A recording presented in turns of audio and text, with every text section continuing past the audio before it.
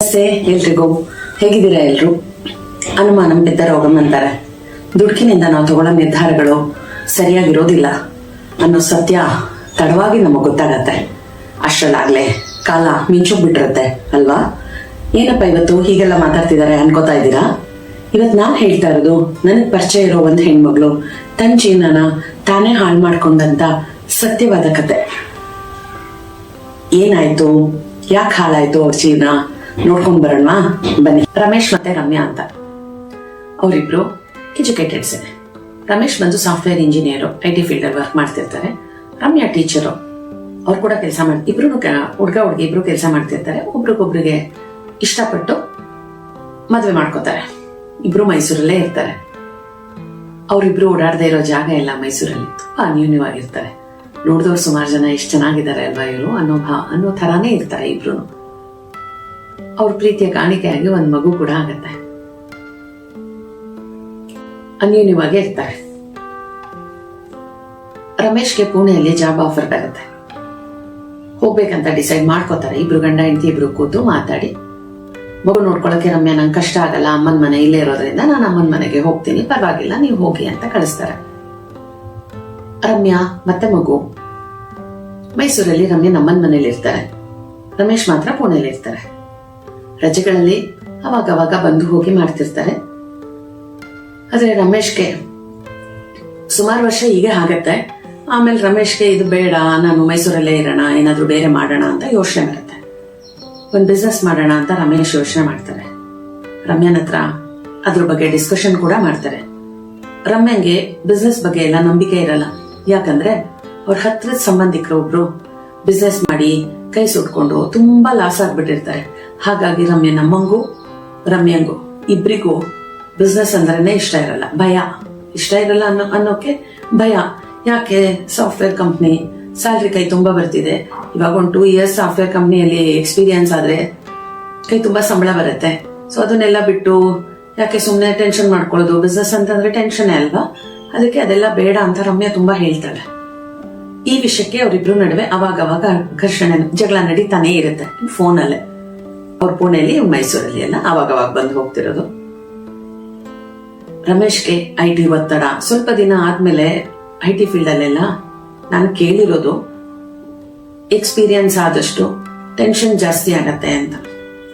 ಆ ಟೆನ್ಷನ್ನು, ಹೆಂಡತಿ ಮಕ್ಳನ್ನ ನಿಲ್ಬಿಟ್ಟಿರೋದು, ಅದೆಲ್ಲ ರಮೇಶ್ಗೆ ಬೇಡ, ಒಟ್ಟಿಗೆ ಇರೋಣ ಅನ್ನೋಂಗ ಅನ್ಸಿ ಮೈಸೂರಿಗೆ ಶಿಫ್ಟ್ ಆಗ್ಬಿಡ್ತೀನಿ, ಏನಾದ್ರೂ ಬಿಸ್ನೆಸ್ ಮಾಡೋಣ ಅಂತ ತುಂಬಾ ಹೇಳ್ತಾರೆ. ಬಟ್ ರಮ್ಯಂಗೆ ಅದೇ ಅವ್ರ ಸಂಬಂಧಿಕರದ ಹಂಗಾಗಿದ್ದಕ್ಕೆ ರಮ್ಯಂಗೆ ತುಂಬಾ ಭಯ ಆಗತ್ತೆ. ಬೇಡ, ಆರಾಮಾಗಿರೋಣ, ಕೆಲಸ ಇದೆ, ಯಾಕೆ ಇನ್ನೊಂದ್ ಸ್ವಲ್ಪ ದಿನ ಕೆಲಸ ಮಾಡು ಅಂತ ಹೇಳ್ತಿರ್ತಾರೆ. ಹೀಗೆ ನಡೀತಿರುತ್ತೆ ಅವರಿಬ್ರು ನಡುವೆ ಘರ್ಷಣೆ. ಮತ್ತೆ ಹಂಗೆ ಪ್ರೀತಿನೂ ಇರುತ್ತೆ ಅಲ್ವಾ, ಜಗಳ ಅಂದ್ರೂ.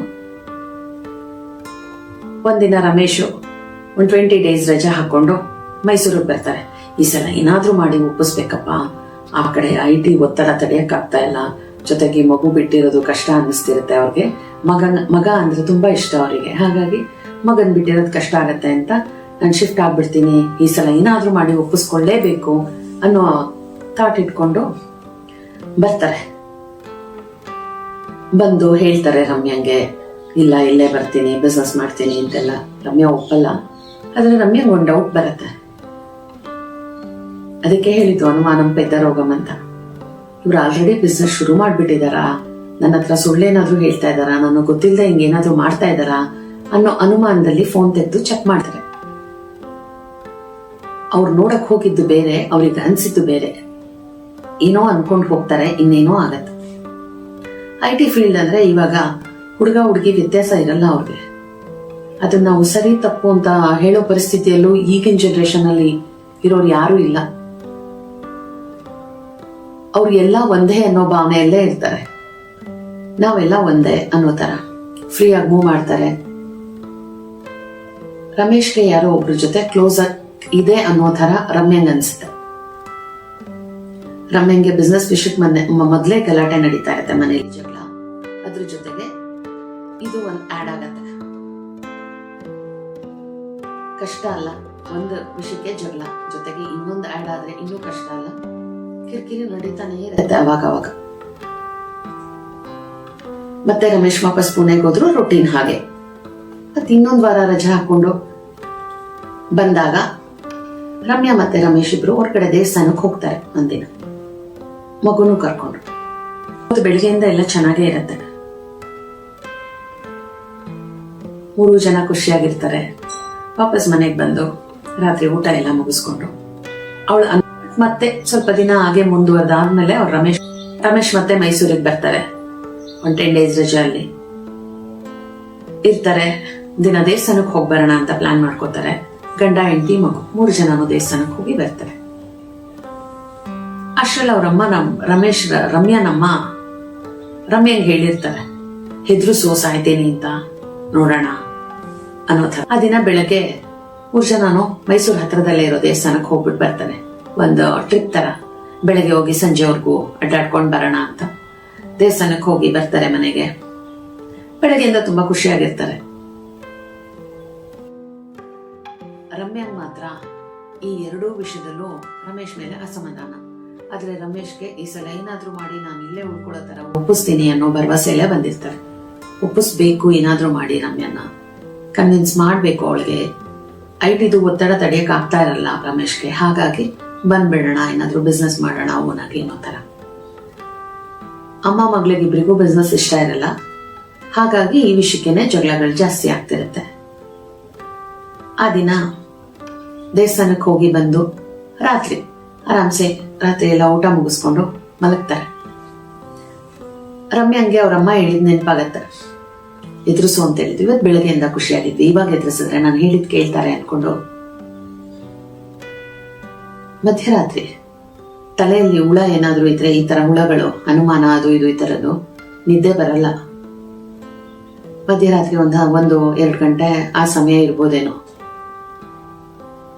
ರಮ್ಯಂಗೆ ಎಚ್ಚರ ಆಗತ್ತೆ. ಆ ಟೈಮಲ್ಲಿ ಒಂದು ಲೆಟರ್ ಬರ್ದಿರ್ತಾರೆ ರಮ್ಯಾ. ಆ ಲೆಟರು ಡೆತ್ ನೋಟ್ ಆಗಿರುತ್ತೆ. ಬರ್ದಿಟ್ಟು ರಮೇಶ್ನ ಬಂದು ಎಬ್ಬಿಸ್ತಾರೆ. ರಮೇಶ್ ಬೆಳಗ್ಗೆಯಿಂದ ಡ್ರೈವ್ ಮಾಡಿದ್ದು, ಅಲ್ಲೆಲ್ಲ ಆಚೆ ಎಲ್ಲ ಅಡ್ಡಾಡಿದ್ದು, ಟಯರ್ಡ್ ಆಗಿರುತ್ತೆ, ನಿದ್ದೆ ಬಂದ್ಬಿಡುತ್ತೆ. ತುಂಬಾ ಸಲ ಎಬ್ಬಿಸ್ತಾರೆ. ಬೆಳಿಗ್ಗೆ ಮಾತಾಡೋಣ ಬಿಡು ಅಂತ. ಆದ್ರೂ ಎಬ್ಸಿದ್ರೆ ಹೋಗು ಬರ್ತೀನಿ ಅಂತೇನೋ, ಆಯ್ತು ಬರ್ತೀನಿ ಅಂತೇನೋ ಹೇಳ್ತಾರೆ. ಮಗು ಮಲ್ಗಿರುತ್ತೆ.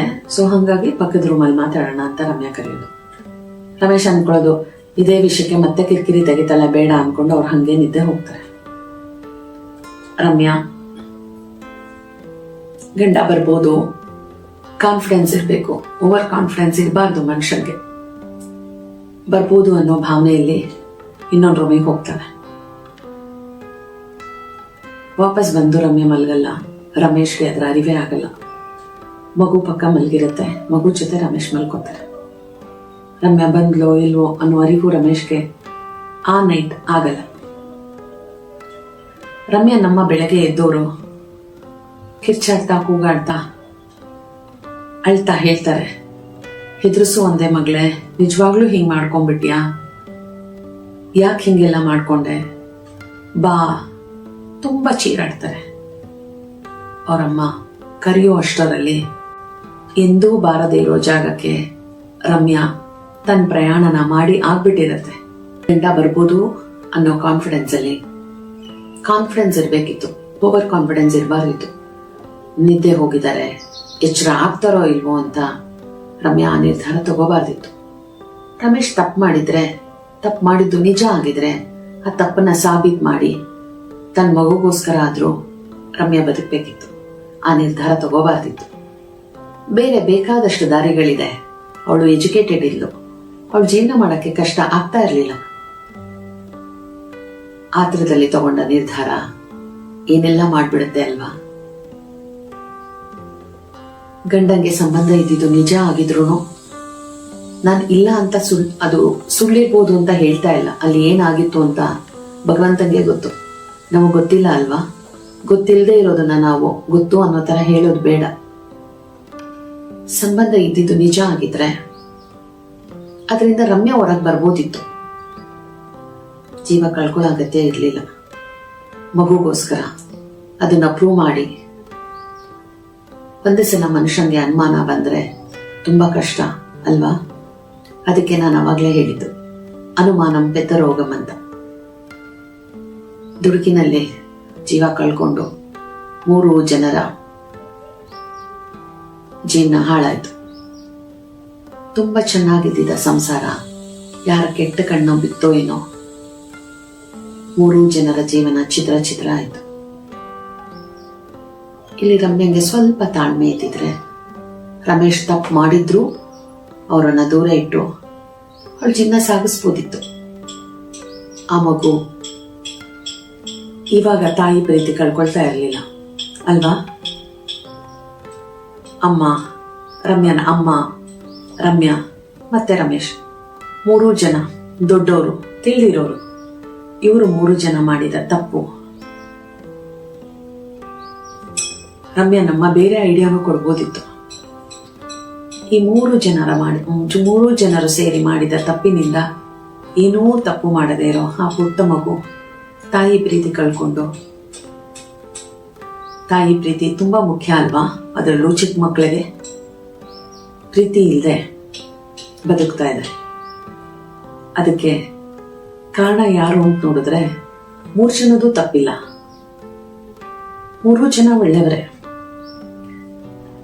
ತಗೊಳ್ಳೋ ನಿರ್ಧಾರಗಳು ಸಮಯಕ್ಕೆ ಕರೆಕ್ಟ್ ಆಗಿರೋ ನಿರ್ಧಾರ ನಾವು ತಗೊಳ್ಳಿಲ್ಲ ಅಂದ್ರೆ ಜೀವನ ಹೀಗೆ ಆಗೋದು ಅಲ್ವಾ? ಎಷ್ಟು ಕರೆದ್ರು ಒಂದು ಸಲ ಹೋದ್ರೆ ಮುಗೀತು ಅಲ್ವಾ? ಆ ಜಾಗಕ್ಕೆ ವಾಪಸ್ ಬರೋಕೆ ಆಗೋದೇ ಇಲ್ಲ. ಈ ಸ್ಟೋರಿಯಿಂದ ನಾವೆಲ್ಲರೂ ಏನ್ ತಿಳ್ಕೊಬೇಕಂದ್ರೆ, ಪ್ರತಿಯೊಂದು ಸಮಸ್ಯೆಗೂ ಪರಿಹಾರ ಇರತ್ತೆ. ಯೋಚನೆ ಮಾಡಿ ದುಡುಕದೆ ಸಮಾಧಾನವಾಗಿ ಕೂತು ಯೋಚನೆ ಮಾಡಿ ನಿರ್ಧಾರಗಳನ್ನ ತಗೊಂಡ್ರೆ ಈ ತರ ತಪ್ಪುಗಳಾಗಲ್ಲ. ರಮೇಶ್ ತಪ್ಪು ಮಾಡಿದ್ದು ನಿಜ ಆಗಿದ್ದಿದ್ರೆ, ನಿಜಾನೇ ಅಂದ್ರೆ ಅದನ್ನ ಸಾಬೀತು ಮಾಡಿ ಆಚೆ ಬರ್ಬೋದಿತ್ತು. ಅಥವಾ ದೇವರ ಆಟ ಯಾರು ಬಲ್ಲೋರು ಅಷ್ಟಲ್ಲದೆ ಹೇಳ್ತಾರ ವಿಧಿ ಆಟನ ತಪ್ಸಕ್ಕೆ ಸಾಧ್ಯ ಇಲ್ಲ ಅಂತ.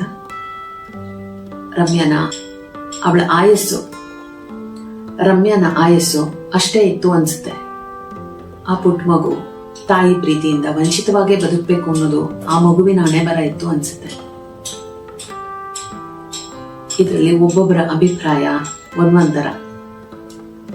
ಆದ್ರೆ ಈ ಸ್ಟೋರಿಯಿಂದ ನಾವೆಲ್ಲರೂ ತಿಳ್ಕೊಬೇಕಾಗಿರೋದು ತಾಳ್ಮೆ ಮುಖ್ಯ, ಯೋಚನೆ ಮುಖ್ಯ. ನಮ್ಮ ಯೋಚನೆ ಕರೆಕ್ಟ್ ಆಗಿದ್ರೆ ನಮ್ಮ ಲೈಫಲ್ಲಿ ನಾವು ಚೆನ್ನಾಗಿರ್ತೀವಿ ಅಂತ ನನ್ಗನ್ಸುತ್ತೆ. ನಂಗೆ ತುಂಬಾ ನೋವಾಗೋದು ಆ ಮಗು ನೆನ್ಸ್ಕೊಂಡ್ರೇನೆ. ಎಲ್ಲ ಮಕ್ಕಳು ತಾಯಿ ಜೊತೆ ಓಡಾಡುವಾಗ ಆ ಮಗು ತಾಯಿ ಇಲ್ಲದೆ ಇದ್ರೆ ಎಷ್ಟು ನೋವಾಗತ್ತೆ ಅಲ್ವಾ? ಇದ್ರ ಮುಂದಿನ ಸ್ಟೋರಿ ನಿಮಗೆ ಬೇಕಂದ್ರೆ ಇದರಲ್ಲಿ 3 ಜನದಲ್ಲಿ ಯಾರದ್ ತಪ್ಪು ಯಾರದ್ ಸರಿ ಗೊತ್ತಿಲ್ಲ ಅಲ್ವಾ? ನಿಮ್ಮ ಅಭಿಪ್ರಾಯನ ಕಮೆಂಟ್ ಬಾಕ್ಸ್ ಅಲ್ಲಿ ತಿಳಿಸಿ. ಮತ್ತೆ ರಮೇಶ್ ಮತ್ತೆ ಮಗು ಈಗ ಹೇಗಿದ್ದಾರೆ, ಏನ್ ಮಾಡ್ತಿದ್ದಾರೆ ಅದ್ರ ಬಗ್ಗೆ ನಿಮಗೆ ತಿಳ್ಕೊಬೇಕನ್ನೋ ಆಸೆ ಇದ್ರೆ ಅದನ್ನು ಕೂಡ ನಾನು ಕಮೆಂಟ್ ಬಾಕ್ಸ್ ಅಲ್ಲಿ ತಿಳಿಸಿ. ನಾನು ಅವರು ಹೇಗಿದ್ದಾರೆ ಅನ್ನೋದನ್ನು ನಿಮ್ಗೆ ಮುಂದುವರಿಸ್ತೀನಿ. ನೀವು ಕಮೆಂಟ್ ಮಾಡಿದ್ರೆ ಮುಂದುವರಿಸ್ತೀನಿ. ತುಂಬಾ ಭಾರದ ಮನಸ್ಸಿನಿಂದ ಈ ವಿಡಿಯೋನ ಇಲ್ಲಿಗೆ ಎಂಡ್ ಮಾಡ್ತಾ ಇದ್ದೀನಿ. ಮನುಷ್ಯನಿಗೆ ತಾಳ್ಮೆ ತುಂಬಾ ಮುಖ್ಯ. ತಾಳಿದವನು ಬಾಳಿಯಾನು ಅಂತ ಹೇಳ್ತಾ ಈ ವಿಡಿಯೋನ ಎಂಡ್ ಮಾಡ್ತಾ ಇದ್ದೀನಿ. ಧನ್ಯವಾದಗಳು.